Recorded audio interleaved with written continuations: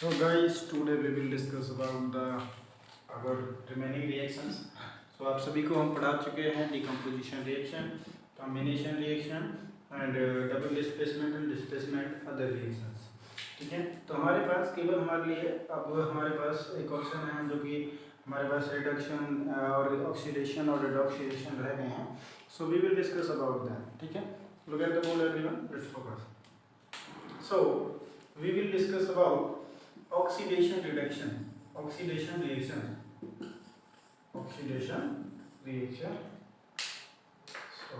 look at this word. This is oxidation reaction. So oxidation basically होती क्या है? Oxidation देखो भाई, oxidation क्या होगी? oxy तो आप कह सकते हो addition of oxygen. तो मैं आपको बता देता हूँ कि ऑक्सीडेशन और रिडक्शन क्या क्या है. ये है रिडक्शन का मतलब होता है कम, तो एडिशन का उल्टा होता है सब्ट्रैक्शन या loss of oxygen. So just focus and you can से लॉस ऑफ हाइड्रोजन, क्योंकि जिसमें ऑक्सीजन लॉस होगी तो वहाँ ज़्यादातर ये देखने को मिलता है कि ऑक्सीजन जो है लॉस हो रही है तो हाइड्रोजन ऐड हो रही है, और अब ऑक्सीजन अगर आपकी ऐड हो रही है तो लॉस ऑफ हाइड्रोजन होगा. तो यहाँ पे होगा add of hydrogen.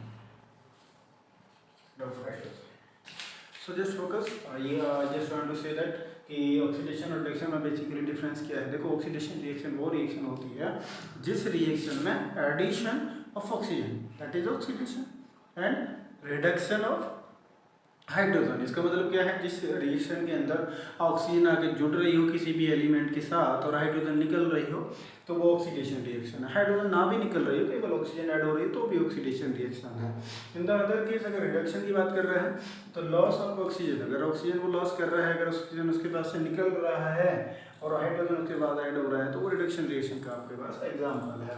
Now listen, इसके लिए आपको एक इलेक्ट्रॉनिक और होता है. ठीक है, अगर इलेक्ट्रॉन का लॉस हो रहा है, लॉस ऑफ इलेक्ट्रॉन, अगर लॉस ऑफ इलेक्ट्रॉन है तो वो ऑक्सीडेशन है, अगर गेन ऑफ इलेक्ट्रॉन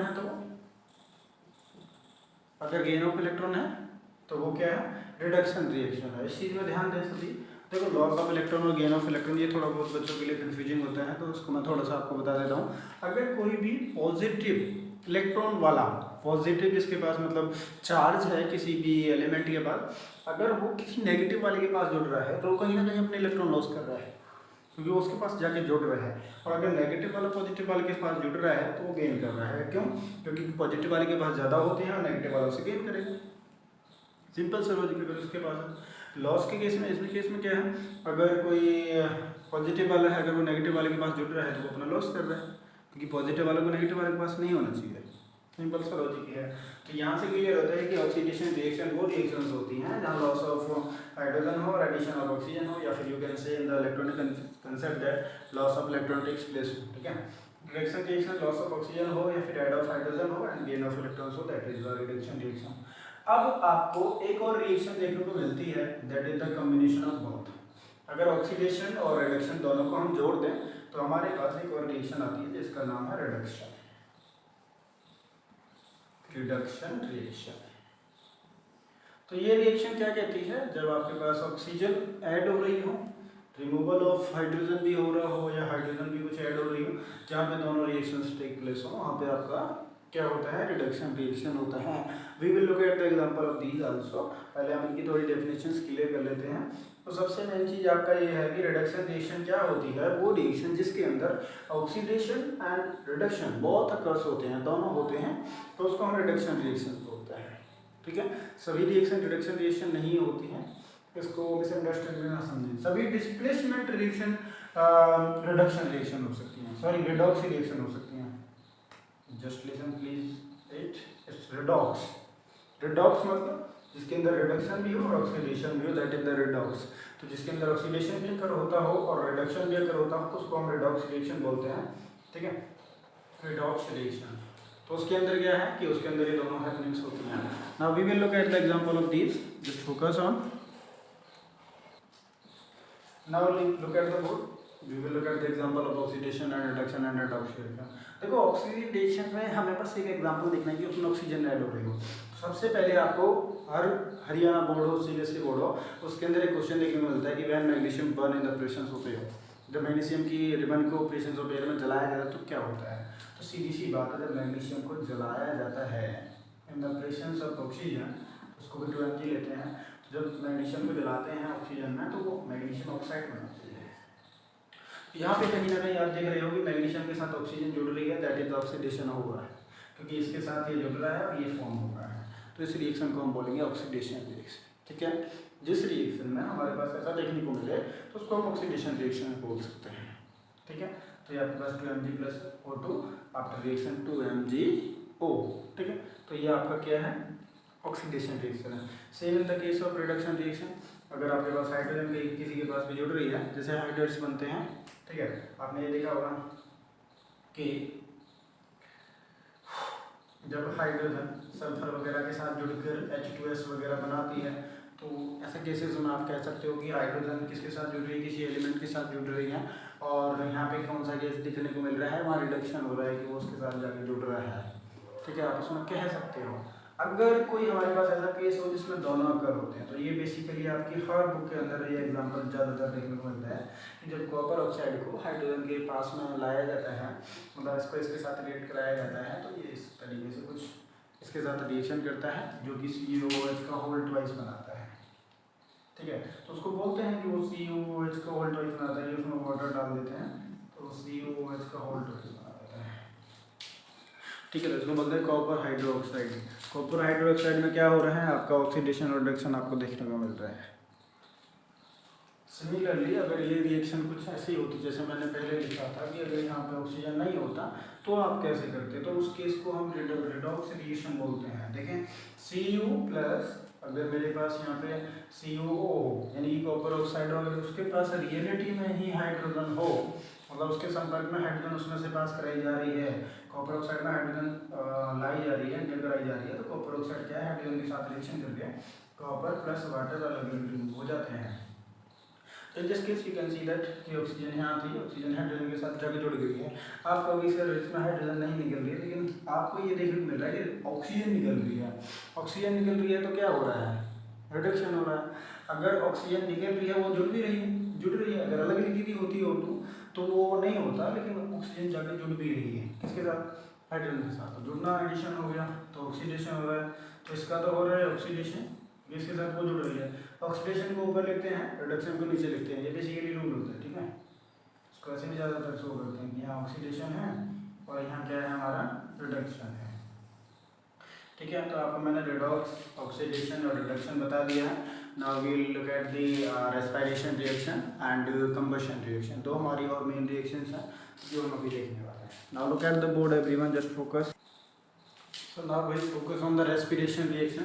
तो आपको मैं बता देता हूँ कि रेस्पिरेशन रिएक्शन एक्चुअलिटी में है क्या। जैसे रेस्पिरेशन का आप सभी को पता है, इसको आपको कहा जाता है कि break down of glucose in the presence of air है। ऑक्सीजन से हम ऑक्सीजन लेते हैं तो हमारे अंदर जो ग्लूकोज वगैरह जो बनते हैं उनका जो ब्रेक डाउन होता है तो वो कार्बोहाइड्रेट और वाटर और एनर्जी रिलीज करते हैं, ठीक है। तो वो रेस्पिरेशन रिएक्शन होती है, ठीक है। रेस्पिरेशन प्रोसेस क्या है, रेस्पिरेशन वो प्रोसेस है, आप बायोलॉजी में अक्सर पढ़ते हो, जब हम एयर एंट्री करते हैं एंड कार्बन डाइऑक्साइड रिमूव करते हैं, ऑक्सीजन गेन करते हैं, तो उस प्रोसेस को रेस्पिरेशन कहा जाता है, ठीक है।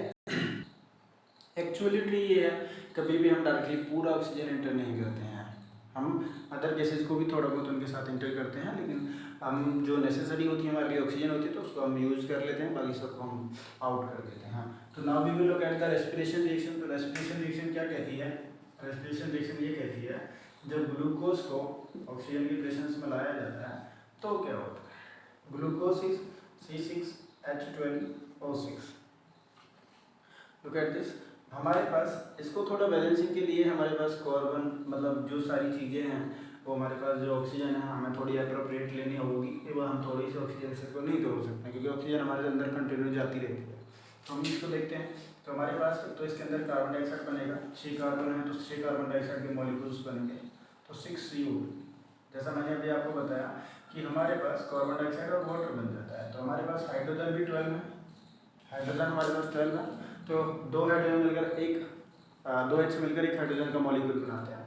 तो तो दैट इज H2 और 6 हमारे पास है तो 6H2O। अब ये मैंने क्यों लिखा है भाई, ये मैंने इसलिए लिखा है, अब इस शेल को थोड़ा यहाँ लगा देते हैं। अभी आप इसको गौर करेंगे, यहाँ पे 6 कार्बन है तो 6 कार्बन डाइऑक्साइड बनेगी जो बाहर निकलेगी, तो 12 हाइड्रोजन हैं तो वो 6 मॉलिक्यूलर वाटर बना सकते हैं। तो ये 2 मॉलिक्यूल की जरूरत होती है, 2 हाइड्रोजन के एटम्स की जरूरत होती है 1 मॉलिक्यूलर वाटर बनाने के लिए। 6H2 हो गया।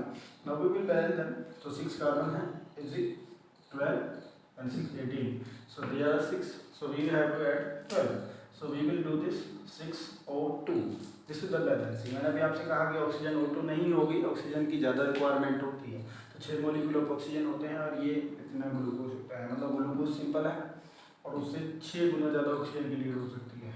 और इसमें क्या हो सकता है कि एनर्जी भी ये हमें देता है और एनर्जी रिलीज होती है, ठीक है। देखो 6 जब glucose comes content of oxygen it's break down away, ठीक है, तो इसको डिकम्पोजिशन भी कुछ परसेंट कहा जा सकता है, इसमें ब्रेक डाउन नहीं होता है वैसे ग्लूकोज का। 6O2 that is 6CO2 plus 6H2 that is energy, okay. This is the respiration reactions, ठीक है, इसको आप रेस्पिरेशन भी बोलते हैं। Now we will look at the combustion reaction. Combustion होता है एक्चुअलिटी में जलना, जिसको हिंदी में कहा जाता है दहन, ठीक है। कंबशन रिएक्शन में क्या होता है, किसी भी फ्यूल को किसी भी गैस को जलाया जाता है। तो सबसे पहले हमारे पास जो फिशियल फ्यूल है उसका बेसिकली हम एग्जाम्पल ले सकते हैं, जैसे मीथेन है, मीथेन को जलाया जाता है तो वो क्या करता है, ठीक है। सो भाई आपका हम कंबशन लिखते हैं। कंबशन एक ऐसी रिएक्शन है जिसमें किसी भी फ्यूसिल फ्यूल केरोसिन वगैरह ऑयल को, उसके अंदर मीथेन सभी के अंदर होती है, जिनके अंदर स्मेल होती है, मैंने कहा था कि जिनके अंदर स्मेल महसूस होती है उनके अंदर मीथेन होती है CH4। जब इसको ऑक्सीजन के साथ करते हैं, क्योंकि किसी भी चीज़ को जलने के लिए ऑक्सीजन की जरूरत भी होती है, सभी को पता है, विदाउट प्रेजेंस ऑफ ऑक्सीजन भी can't burn.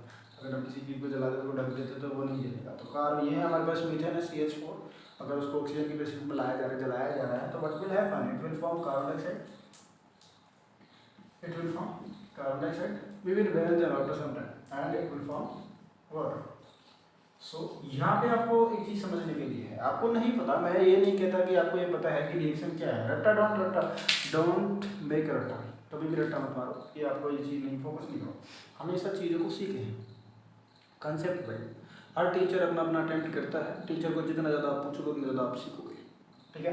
Look at this, ये आपके पास मीथेन है, ये ऑक्सीजन है, ये मैंने आपको रिएक्शन दिए हैं कि भाई देखो कार्बन है तो कार्बन अपना कार्बन डाइऑक्साइड तो बनाएगा, ऑक्सीडाइज तो होगा, हाइड्रोजन है तो वो वाटर बनाएगा। H4 था तो H4 को 2H2 कर सकते हैं, तो 2H2O, 2 O हो गए, 2 O यहाँ हो गए 4, मैंने तो यहाँ पे 2 लिए हैं तो मैं इसको 2 कर देता हूँ मल्टीप्लाई, सो इट्स 2O2।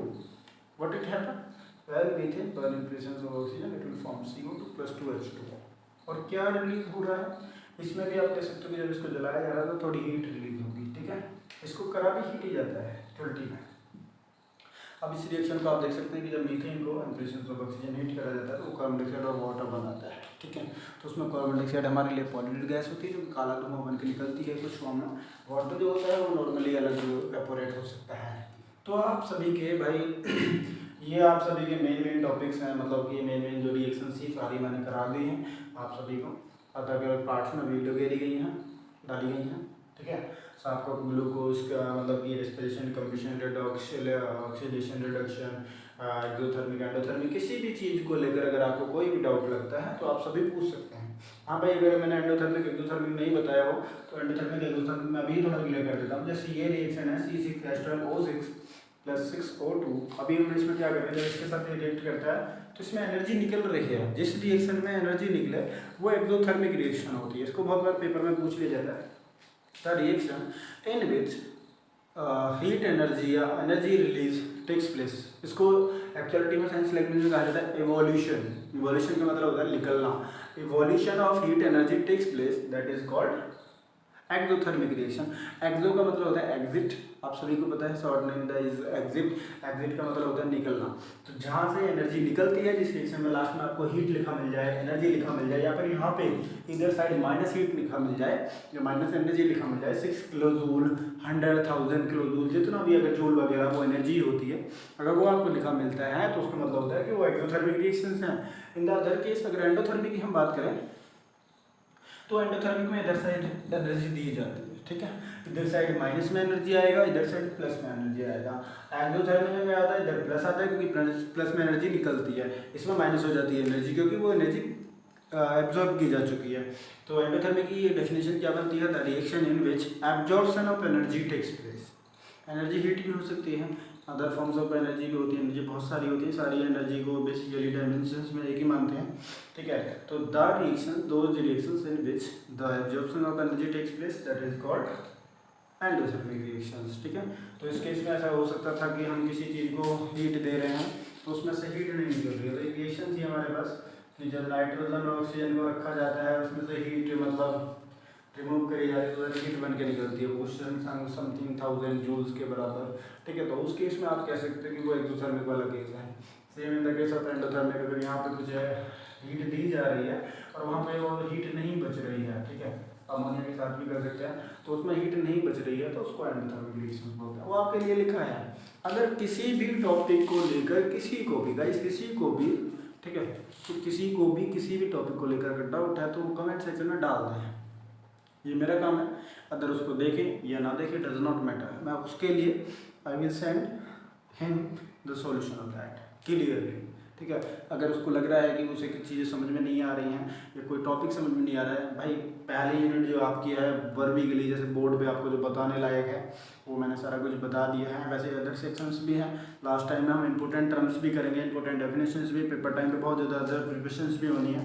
लेकिन ये फिलहाल सिलेबस के अकॉर्डिंग जो आपके रिएक्शंस हैं, केवल पहला जो चैप्टर है केमिकल रिएक्शन एंड इक्वेशन, ये केमिकल रिएक्शंस ये हम कर रहे हैं। इक्वेशन ये लाइन लिखना होता है, इक्वेशन होता है किसी भी केमिकल को, जैसे ग्लूकोज था इसको ऐसे लिखना, like a representation in the short method, that is chemical equation. So guys, सभी सब्सक्राइब करें, ज़्यादा से ज़्यादा लाइक करें, शेयर करें, कमेंट्स भी करें। अगर आपको डाउट्स हैं, ठीक है, तो अगर कोई प्रॉब्लम्स आ रही है तो उसको बताएं, जिससे कि हम उसको थोड़ा क्लियर करें आपके लिए। अगर आपको लग रहा है कि ये चीज़ हमें समझ नहीं आ रही है तो उस चीज़ को और क्लियर कराएं। मेन थिंग ये है, थोड़ा हमें भी प्रमोट करें कि आगे बढ़ाएं, सब्सक्राइब करें, दोस्तों को बताएं कि ऐसे करें, ठीक है, तो उससे प्रॉब्लम नहीं आए। और थैंक यू।